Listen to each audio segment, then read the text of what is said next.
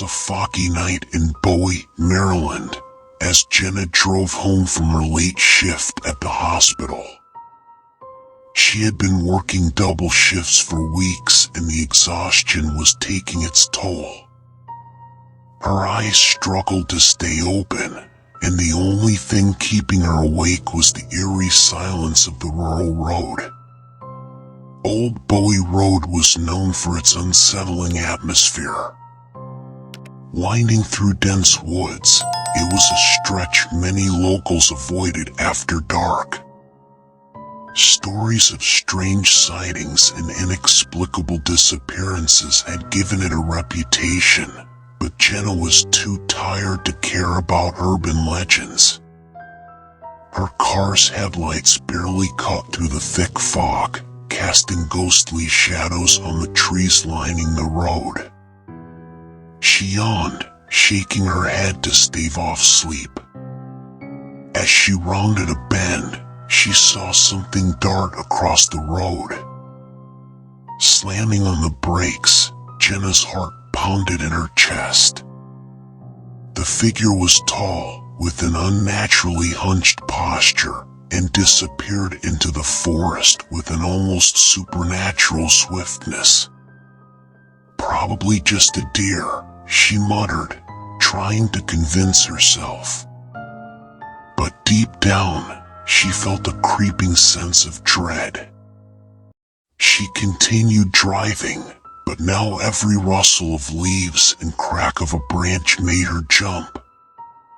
The radio, which had been playing soft jazz, suddenly cut out, replaced by static. In the distance, she saw the faint outline of a covered bridge.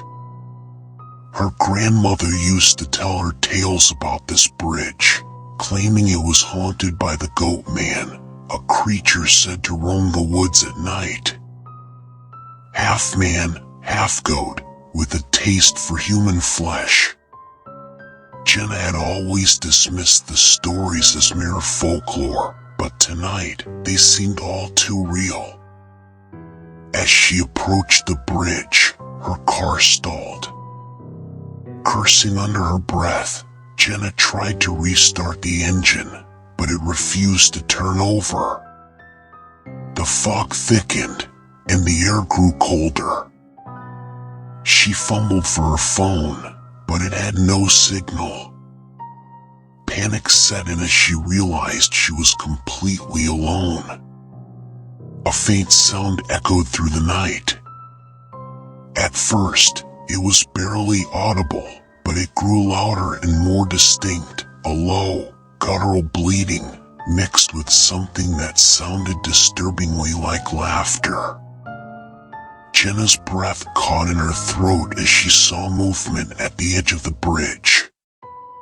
The figure from before emerged from the shadows, its eyes glowing with an unnatural light. It was the Goatman. Standing nearly 7 feet tall, its body was covered in coarse, matted fur. Its face was a grotesque blend of human and goat features, with twisted horns protruding from its forehead. It stared at Jenna with malevolent intent, its lips curling into a sinister grin. Terrified, Jenna locked the car doors, but she knew it wouldn't be enough. The Goatman approached slowly, relishing her fear. It placed one clawed hand on the hood of the car, its eyes never leaving hers. With a sudden, violent motion, it smashed the windshield, sending shards of glass flying. Jenna screamed and scrambled to the passenger side, trying to open the door. The Goatman reached through the broken window, its long fingers brushing against her hair. She managed to unlock the door and tumbled out, hitting the ground hard. Pain shot through her leg, but adrenaline kept her moving.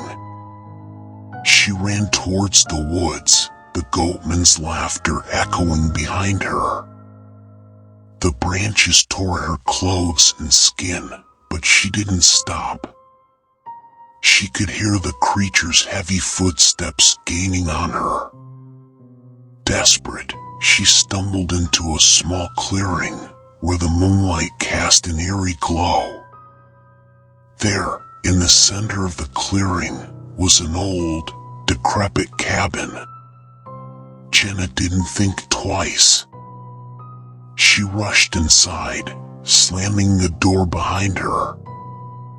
The interior was dark and musty, with cobwebs hanging from the ceiling.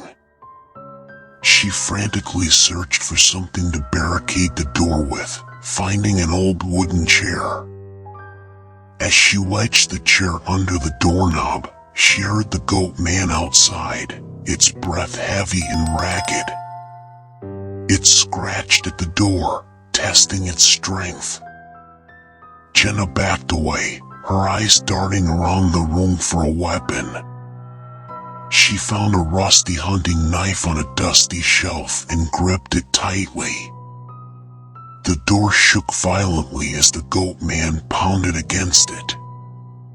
Jenna knew it wouldn't hold for long. She crouched in a corner, the knife held out in front of her. The door splintered, and the Goatman forced its way inside, its eyes gleaming with sadistic pleasure. Jenna's heart raced as the creature advanced.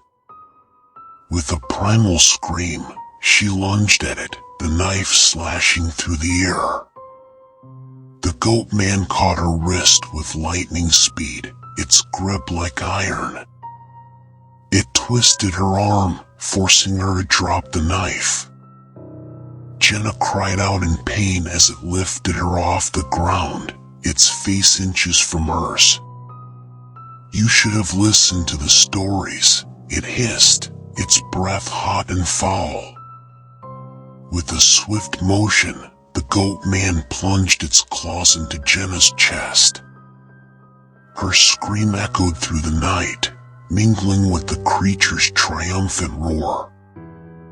As darkness enveloped her, she felt her life slipping away, the last thing she saw being the Goatman's terrifying visage.